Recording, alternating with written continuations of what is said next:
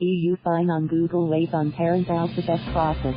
San Francisco Google parent Alphabet on Monday reported that profit in the first 3 months of this year sat under the weight of a hefty antitrust fine in the European Union.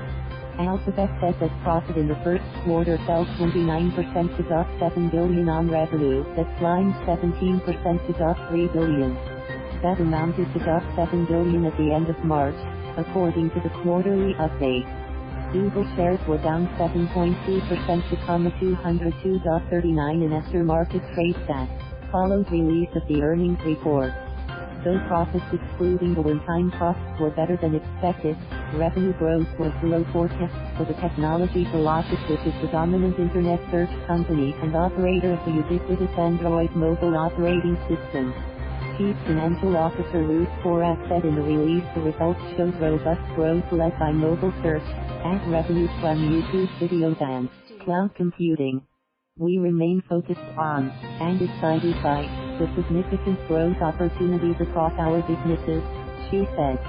Google's lucrative advertising platform remains the largest revenue driver for Alphabet, delivering more than $1 billion of revenue, but costs rose sharply as well. Investors seemed concerned that earnings figures showed the growth rate of ad clicks slowed while the trend toward lower price mobile ads continued. Rising cloud, the California giant showed widening losses for its other bets including the Waymo self-driving car project, Verily Life Sciences and services for internet for remote parts of the world and drone delivery. Other bets showed an operating loss of millions, up from million a year ago while revenues rose modestly to millions. Some of the projects are moving closer to fruition. Wing became the first drone delivery company to receive air carrier certification from the United States Federal Aviation Administration. Waymo has begun a limited rollout of its robotaxis in Arizona in partnership with automakers. And, while the company's Pixel smartphones have seen traction slowed by heavy competition in the premium handset market, it was pleased with momentum for home devices infused with digital assistant software. Porat teased a hardware announcement along those lines at Google's annual developers conference next week in its hometown of Mountain View, California. It is seeing growth in cloud computing for businesses, a market where Google is competing against Amazon, Microsoft and others. Google Cloud Platform remains one of the fastest growing businesses in Alphabet with strong customer momentum reflected, in particular in demand for our compute and data analytics products, Porat said in a call with analysts.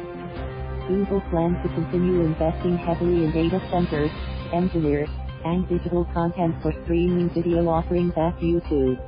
Google and TechFlash, the latest fine imposed by Brussels, cited Google's AdSense advertising service, saying it illegally restricted client websites from displaying messages from ad service rivals. Google is separately working to satisfy EU regulators investigating its hugely popular Android devices following a $1 billion fine last year.